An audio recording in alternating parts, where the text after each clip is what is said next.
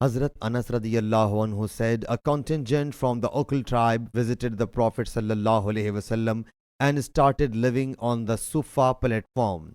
But the climate of Medina Munawwara did not suit them. So they submitted, O Allah's Apostle sallallahu alaihi wasallam, buy us some animals for milk.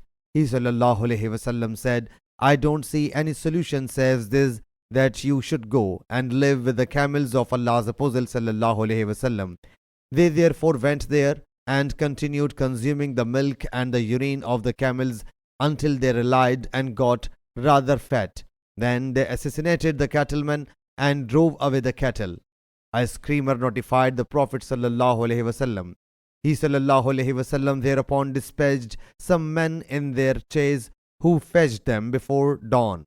He sallallahu alaihi wasallam issued orders to pass hot needles through their eyes, and their hands and feet got chopped, but they were not cauterized. Then they were thrown on hot land. They asked for water, but they were not given the water until they died. Abu Qalaba says they committed theft, murder, and fought against Allah Jalla Jalaluhu and His Apostle sallallahu alaihi wasallam. Sahih Bukhari Hadith number 6804.